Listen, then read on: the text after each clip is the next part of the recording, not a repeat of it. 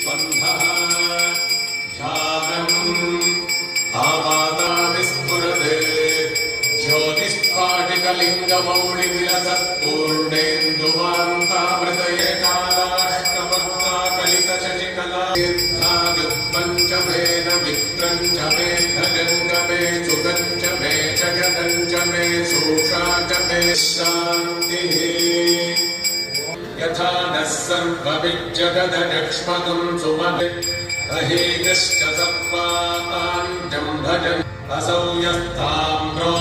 अरुणहुतभद्रुः सुमङ्गलः ये चैवानुं रुद्रा अभितो दिक्षुश्रिताः सहस्रशो उतैनं गोपा अदृशन्ददृशन्नुतः उतैनं विश्वाभूतानि सदृष्टो मृडजातिनः वनस्त्वमुभयो रात्रियोऽध्यातस्त्वमलक्ष्मणा परिभुजहितम्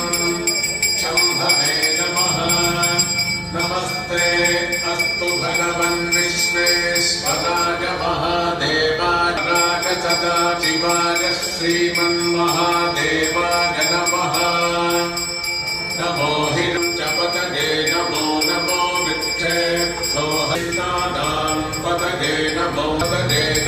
नमः सूताय हन्त्याय वनानां पतये नमो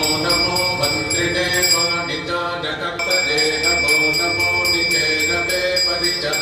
परिचरायारण्यानां पतये नमो नमः श्रिताविभ्यो निधातुं सभ्यो उष्णतान्तानां पतये नमो नमः उष्णीजिने गिरिनभो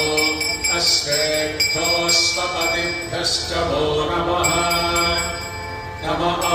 व्याधिनीभ्यो विविध्यन्तीभ्यश्च वो नमो नमः पुगणाभ्यस्त्रिगंहतीभ्यश्च वो नमो गृत्सेभ्यो गृत्सपतिभ्यश्च वो नमो गणेभ्यो गणपतिभ्यश्च वो नमो नमपते जनमो ह्रस्वान च वामनान जनमो बृहते च वर्षीयान जनमो हन्त्रे च हनीनसे जनमो वृक्षेभ्यो हस्तानाय नमः शम्भवे च वयोभवे च नमः शङ्कराय च वयस्काय च नमः सिकत्याय च प्रभाष्याय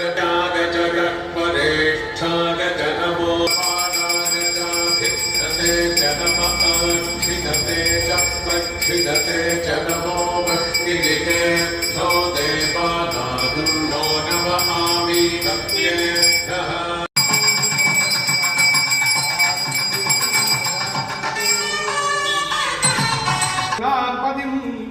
वन्दे सूर्यशशाङ्कवन्निनयनं